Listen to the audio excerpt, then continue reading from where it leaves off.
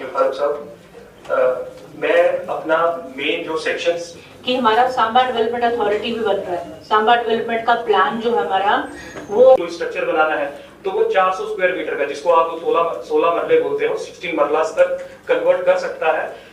Board of revenue की जो जारी की गई थी पिछले साल 4 जनवरी को, उस नोटिफिकेशन के तहत पूरा प्रोसीजर बता दिया गया कि लोकेशन प्लान लगाएगा। की लोकेशन प्लान इसलिए लगाया जाता है कि क्योंकि इसमें बड़े सारे डिपार्टमेंटों की एनओसी चाहिए, जहां आपको भी जाके स्पॉट विजिट करना है, तो उस आगे के बाद एक डिमांड नोटिस दिया जाता है। वो आपको पता है 5% ऑफ द मार्केट जो उसकी वैल्यू है 2021 के बाद से कास्ट करते हैं।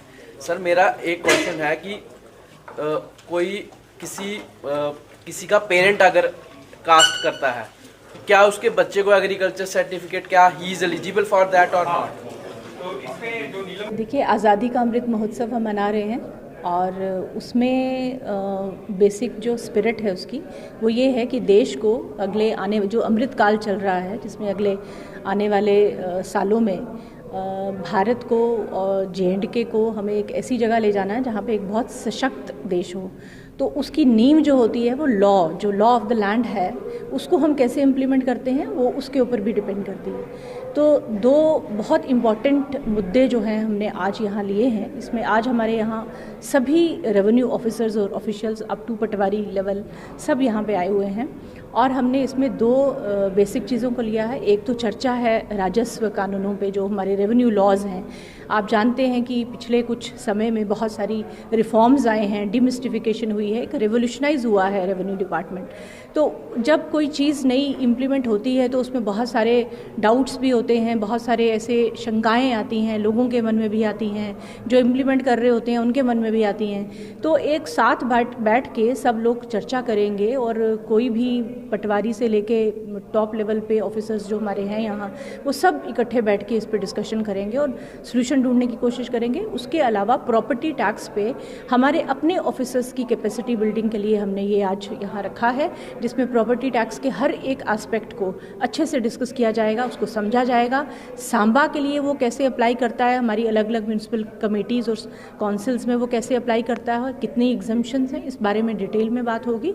और इस तरह से मैं समझती हूँ कि एक कैपेसिटी बिल्डिंग हम कह सकते हैं अपनी हम कर रहे हैं, ताकि हम जान सकें कि लॉ कैसे ऑपरेट करेगा और फिर हम आगे लोगों के मन में कोई भी अगर शंका हो उसको हम दूर कर सकें। हम छोटा सा सवाल रहेगा, पैरामीटर्स किस तरह से डिसाइड किए गए, अगर पब्लिक डोमेन में थोड़ा सा अगर आप बताना चाहें प्रॉपर्टी टैक्स को लेकर? देखिए, प्रॉपर्टी टैक्स में तो अब तो काफ़ी इन्फॉर्मेशन डिसेमिनेशन हो चुकी है। पहली बात तो ये है कि सबसे पहले ज़रूरी है समझना ये कि ये लोगों का टैक्स जो है ये लोगों को ही वापस जाएगा। सबसे पहले ये है कि ये कहीं और नहीं जाएगा, बल्कि एक ULB से दूसरी ULB में इसको ट्रांसफ़र नहीं किया जा सकता है, लॉ उसको प्रोहिबिट करता है।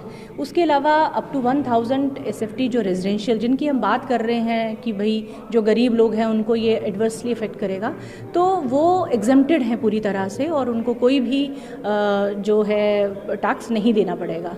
उसके अलावा अलग अलग कैटेगरीज़ हैं जो उसमें अलग बहुत नॉमिनल जो टैक्स है वो लगाया जा रहा है और ये स्टैम्प ड्यूटी रेट्स के ऊपर लिंक्ड है। तो स्टैम्प ड्यूटी रेट सांबा में कम है, सांबा टाउन जो हमारा सांबा म्यूनसिपल काउंसिल है उसमें स्लाइटली ज़्यादा है, बाकियों में बहुत कम है। तो जब उनके साथ आप कैलकुलेट जो हमने शीट्स पब्लिक डोमेन में डाली हुई हैं उसमें आप देख सकते हैं कि हर एक म्यूनसिपल कमेटी ने अपना अलग अलग चार्ट लोगों को दिखाया है और उसमें देखेंगे आप कि बहुत लार्ज नंबर जो है वो एग्जेम्प्टेड कैटेगरी में आ रहा है या बहुत ही मॉडरेट निग्लिजिबल टैक्स में आ रहा है।